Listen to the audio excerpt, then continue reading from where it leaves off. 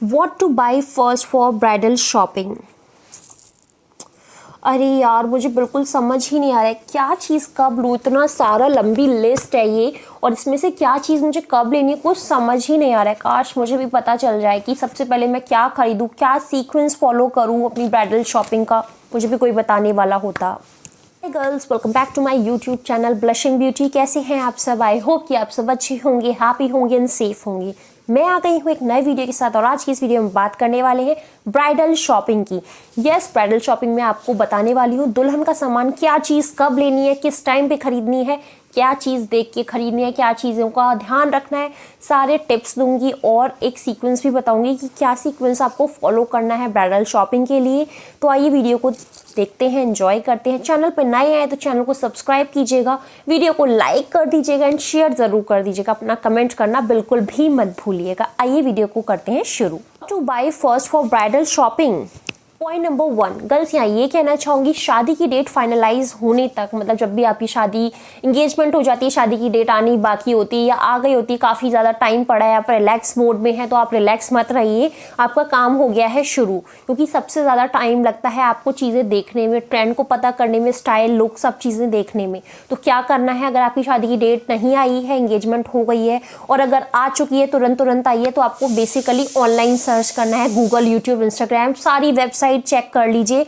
आपको हर जगह चेक करना है ब्राइडल की चीज़ें, कि ज्वेलरी किस तरह से लेनी है, ड्रेस किस तरह से लेनी है, क्या फैशन है, क्या चीज़ नहीं है। मतलब आप यार आराम कर रहे हैं बैठे बैठे घर में, आप बस सर्च ही करना है, तो आपको बस सर्च करना है, ये पैटर्न फॉलो करना है। जितना ज़्यादा आप सर्च करेंगे उतनी ज़्यादा आपकी नॉलेज बढ़ेगी, और सही नॉलेज पे आप सही चीज़ परचेस करेंगे जो आपके ऊपर भी बेस्ट लगेगी, और आपको एक आइडिया भी हो जाएगा। अगर आप चाहें तो आप मेरा चैनल भी विजिट कर सकते हैं। मैंने ब्राइड की पूरी सीरीज़ बनाई हुई है कि ब्राइड को क्या चीज़ें फॉलो करनी है।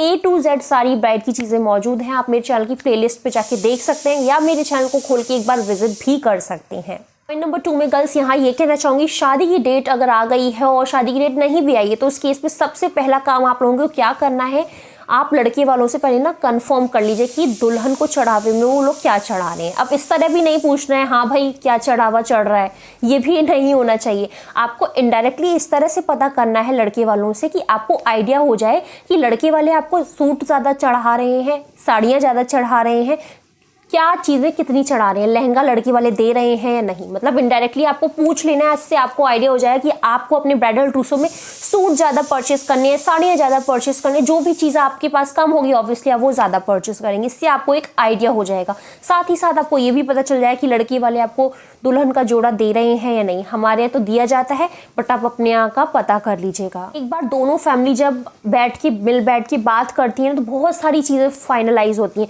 सिर्फ दुल्हन की शॉपिंग नहीं होती है शादी में बहुत सारी चीज़ें होती हैं, और हर चीज़ का अपना एक अलग बजट होता है। तो खास तौर पे लड़के वालों से जब आपकी फैमिली की बातचीत हो जाए, तब आप एक बजट डिसाइड करें कि यस, इतना बजट ब्राइडल के ट्रूसो पैकिंग के लिए, इतना गिफ्ट्स के लिए, इतना तिलक के लिए, इतना शगुन के लिए है, इतना रिटर्न गिफ्ट्स के लिए, इतना हमारे यहाँ आए हुए गेस्ट के लिए।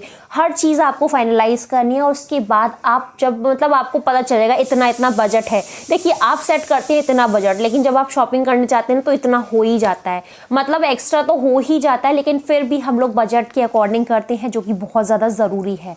तो वो फैक्टर आप ध्यान रखिए। नेक्स्ट पॉइंट में ये कहना चाहूँगी गर्ल्स, आप ध्यान रखिएगा जब भी आप शॉपिंग शुरू करते हैं तो सबसे पहले आप बात कीजिए अपने घर वालों से कि वो लोग मतलब कितने सूट एंड साड़ी आपको दे रहे हैं। देखिए, आप एक फीमेल हैं, चाहे आप कितना भी घुल मिल गए हो अपने घर में, कितना भी अच्छे से रहते हो, मतलब लाडली हो, मैं भी बहुत ज़्यादा लाडली, लेकिन फिर भी आपका एक मतलब कह लीजिए गर्ल्स का एक बहुत ज़्यादा ज़रूरी चीज़ है, आपको ध्यान रखना है कि जब भी आपकी शादी हो ना, उस टाइम पे आप अपने घर वालों से ज़रूर बात करें कि ब्राइडल ट्रूसों में आपको कितनी चीज़ें रखनी है।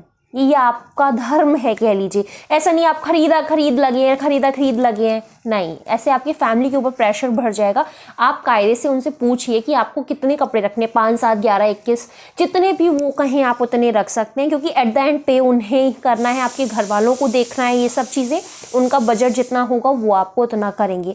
तो आपको अपने फैमिली को भी अंडरस्टैंड करना है, ये नहीं बस आप लगे पड़े हैं, बर्डन नहीं बढ़ना है और अच्छे से सब कुछ करना है। तो उसके लिए मैं आपको एक टिप दूंगी यहाँ। नेक्स्ट पॉइंट में ये कहना चाहूँगी, आप मेरे चैनल की वीडियो में जाइए, मतलब चैनल की कुछ वीडियोस में मैंने आपको मेकअप एसेंशियल्स भी बताए हैं, तो वहाँ वो वीडियो आप ओपन करके ना मेकअप एसेंशियल की पूरी लिस्ट मैंने बताई हुई है, क्या क्या सामान आपको खरीदना है मेकअप लिस्ट बनाने के लिए, मेकअप ट्रॉली बनाने के लिए, मेकअप किट बनाने के लिए ब्राइडल की। तो वो सामान आप एक जो भी आपकी नोटबुक है, डायरी है, जो भी जहाँ भी आप चाहें वहाँ लिख लीजिए सामान। आपके पास एक लिस्ट होनी चाहिए कि हाँ आपको मेकअप में इतनी चीज़ें खरीदनी है विद रेट, मतलब ये चीज़ इतने रुपए की आएगी। अब ऐसा नहीं आपने लिख लिया फाउंडेशन बस। अब मार्केट में आप जाएंगे ना, फाउंडेशन 50 रुपये का भी आता है, 500 का भी आता है, 1000 का भी आता है, 2000 का भी आता है। तो ऑब्वियसली आपको अच्छे से सर्च करना है आपके बजट के अकॉर्डिंग। देखिए आप मेरी वीडियो देख रहे हैं, बहुत सारे लोग मेरी वीडियो देख रहे हैं, हर एक का अपना अलग बजट होगा। जो भी आपका बजट कहता है उस हिसाब से आप अपने बजट के अकॉर्डिंग फाउंडेशन के आगे रेट लिखिए कि इतने तक का आपको फाउंडेशन लेना है। इससे आपको आइडिया रहेगा, जब भी आप फाउंडेशन में देखेंगे तो आपको अच्छे से पता रहेगा कि इतने तक का ही लेना है। ऐसे तो आप जाके मैक का भी ले सकते हैं, वो आएगा 3-4 हज़ार का, 5 हज़ार का एक प्रोडक्ट आएगा। एक लिपस्टिक आती है 3000 रुपये की छोटी सी, तो उससे आपका अगर हो सकता है तो आप वो भी ले सकते हैं। सारा खेल यहाँ बजट का है, तो वो ध्यान रखते हुए आप एक लिस्ट बनाइए।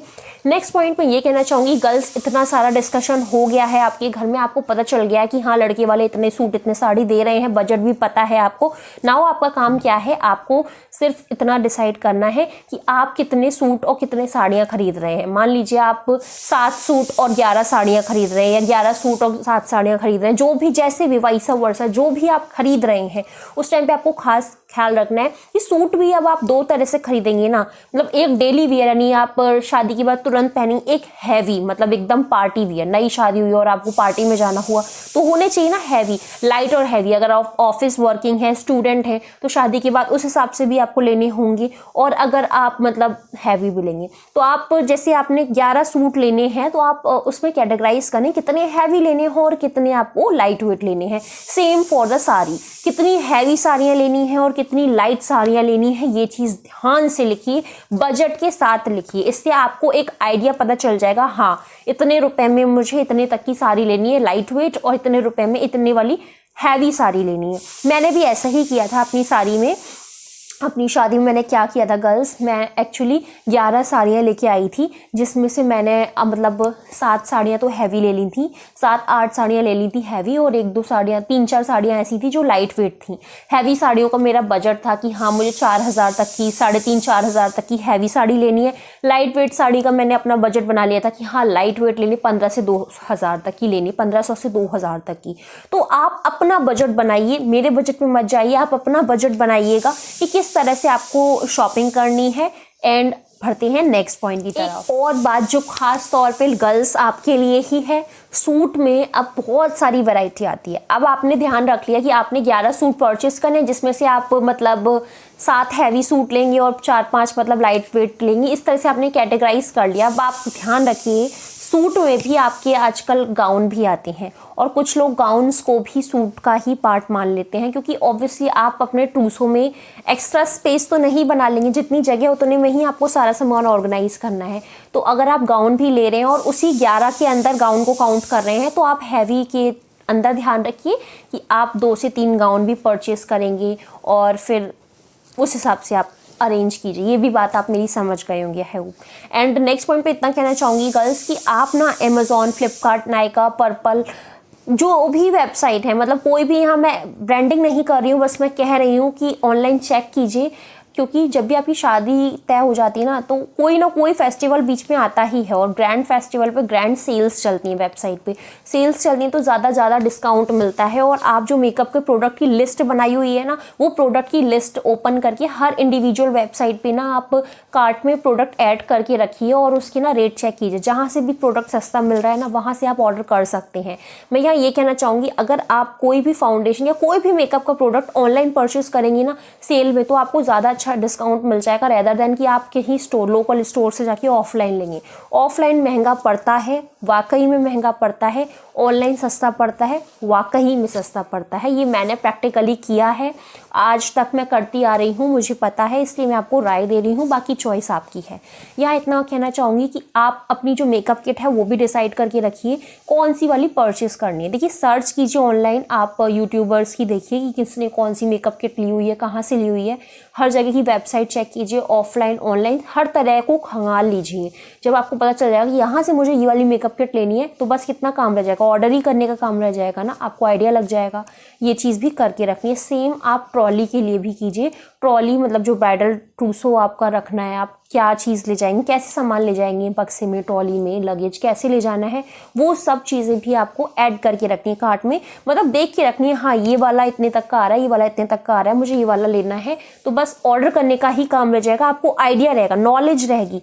सबसे ज़्यादा काम ना इन्हीं नॉलेज में टाइम वेस्ट होता है। ऑर्डर करने में कुछ नहीं, आप एक बार ऑर्डर करेंगे सामान आ जाएगा, लेकिन जो सर्च है ना उसके पीछे जो इतना सारा सर्च करेंगे आप, 10 वेबसाइट चेक करेंगे, ये सब में ज़्यादा टाइम लगता है। तो ये सब करना शुरू कर दीजिए। पॉइंट एक और यहाँ ये कहना चाहूँगी, अगर आपका प्री वेडिंग फोटोशूट हो रहा है शादी से पहले, तो ध्यान रखिए उसके लिए कुछ अलग से अच्छे वाले ड्रेसेस लेके रखिए। चाहे फिर वो आप रेंट पे भी ले सकते हैं, अपने फ्रेंड से, अगल बगल कहीं से भी अरेंज करके ले सकते हैं। मैं ये नहीं कहूँगी आप वो ड्रेसेस भी परचेज़ कीजिए। अगर आप वो परचेज़ करने लगेंगे फिर आपका बजट बहुत ज़्यादा आगे हो जाएगा, क्योंकि आप प्री वेडिंग में ऑब्वियसली बहुत ज़्यादा अच्छे वाले ड्रेसेस यूज़ करेंगे, जो जिसमें ज़्यादा फ्लेयर हो या जिसका ओवरऑल लुक बहुत ज़्यादा अच्छा है। तो आप चाहे तो आप रेंट पे भी ले सकते हैं कपड़े, अपने फ्रेंड से भी मतलब मांग के ले सकते हैं कि हाँ चलो एक टाइम के लिए ही ना चाहिए आपको फ़ोटोज़ के लिए। अगर आप ऐसा करने में कैपेबल हैं तो आप कीजिए। अगर आप परचेज़ भी करना चाहते हैं तो कोई बात नहीं, आप परचेज़ भी कर सकते हैं, तो ये भी आप कीजिए। आप उसमें इन्वॉल्व कर सकते हैं साड़ी, एथनिक वियर भी कर सकते हैं, साड़ी, सूट, गाउन वगैरह फ्लेयर वाली ये सब कर सकते हैं। टी शर्ट, शॉर्ट, जीन्स, जो भी आपका पैटर्न है वो आप कर सकते हैं। जब घर में शादी होती है ना, तो शादी की बात ही ना इतनी ज़्यादा होती है ना, सुबह शाम ना अगर घर में 4 लोग एक जगह बैठ गए तो बस शादी की बातें होती रहती है। मेरे यहाँ तो यही होता था, जब मम्मी पापा मैं बैठ गए ना, तो बस घंटों हमारा 3-4 घंटे बातों में ही निकल जाते थे।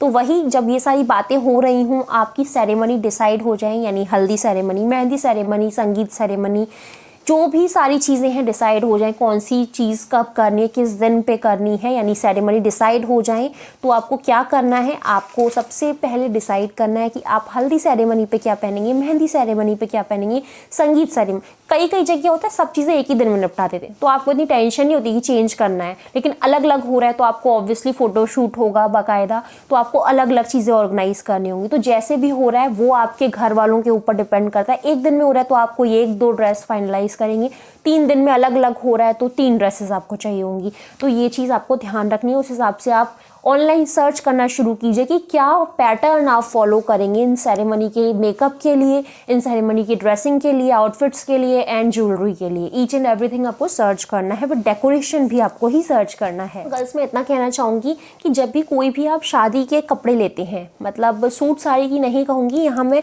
पर्टिकुलर सेरेमनी की कहूँगी, हल्दी, मेहंदी, संगीत, रिसेप्शन, वेडिंग डे, जो आप इसमें लहंगा, साड़ी, जो भी आप पहनने वाले हैं, ऑब्वियसली लहंगा साड़ी ज़्यादा चलता है या गाउन वगैरह चलता है, तो ये सारी चीज़ें आप बहुत ज़्यादा अच्छे पहनेंगे, क्योंकि खुद की शादी या खुद के फंक्शन में पहन रहे हैं, तो वो आप ऑनलाइन ना लेके आप ऑफलाइन लीजिएगा। क्योंकि देखिए ऑनलाइन चाहे कितनी भी अच्छी वेबसाइट हो, 101% आपको श्योरिटी नहीं होती कि वो चीज़ आपके ऊपर अच्छी लगेगी या नहीं। आप बस चेक करते हैं, आप ऑर्डर कर देते हैं।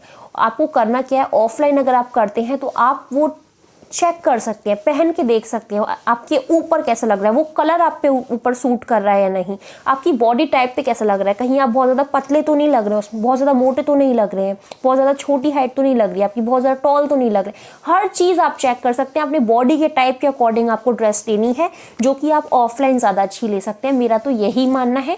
अगर आप चाहें तो ये पैटर्न भी आप फॉलो कर सकते हैं। वीडियो अच्छी लगी तो वीडियो को लाइक, शेयर, कमेंट ज़रूर कर दीजिएगा गर्ल्स। बढ़ते हैं नेक्स्ट पॉइंट की तरफ। यहाँ ज्वेलरी के बारे में बात करने वाली हूँ गर्ल्स। अब आपको नेक्स्ट स्टेप में क्या करना है, आउटफिट वगैरह डिसाइड हो गए, मेकअप लिस्ट वगैरह डिसाइड हो गई, चीज़ें आपको थोड़ी थोड़ी पता चल गई, ये चीज़ यहाँ से लेनी है, ये सब करना है। अभी शॉपिंग पे जाने की बात नहीं बोली है मैंने, सिर्फ लिस्ट बनाने की बोली है अभी तो मैंने।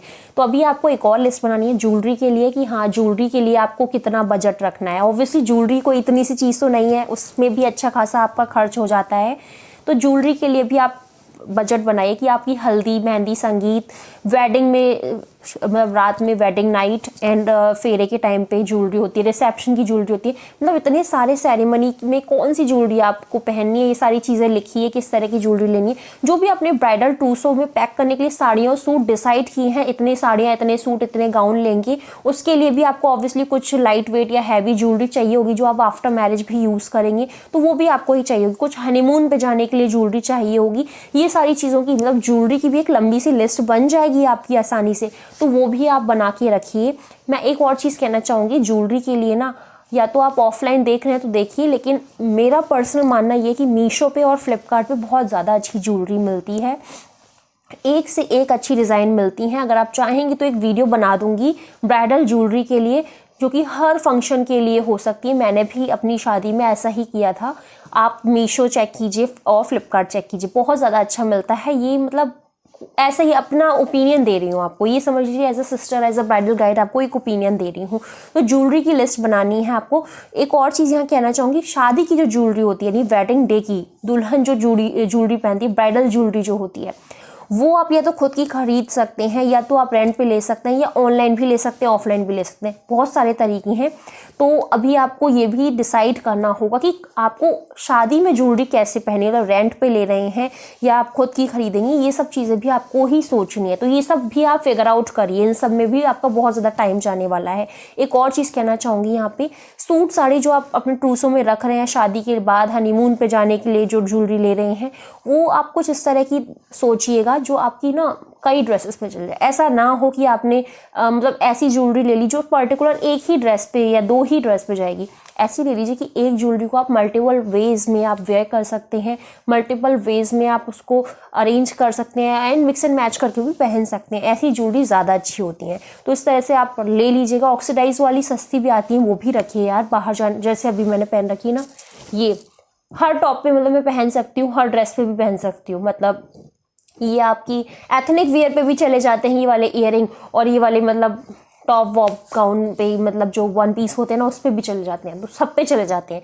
और ये मैंने मात्र 50 रुपए के लिए थे, तो खुद सोच के देखिए कितना अफोर्डेबल है, और मैं हर ड्रेस पे पहले, तो इस तरह की चीज़ें आपको डिसाइड करनी है। ये वीडियो बहुत ज़्यादा लंबी हो रही है, इसलिए इसका मैं पार्ट 2 बनाऊंगी। ये वीडियो यहीं अभी मैं पॉज कर रही हूँ, इसका पार्ट 2 सी के जस्ट बाद आएगा। वीडियो अच्छी लगी हो तो लाइक शेयर कमेंट कर दीजिएगा, कमेंट में पार्ट 2 लिख दीजिएगा। अगर आप पार्ट 2 लिखेंगे तो मैं आपके लिए पार्ट 2 जल्दी से जल्दी शेयर करूँगी। Thank you so much for watching my video. Have a great day.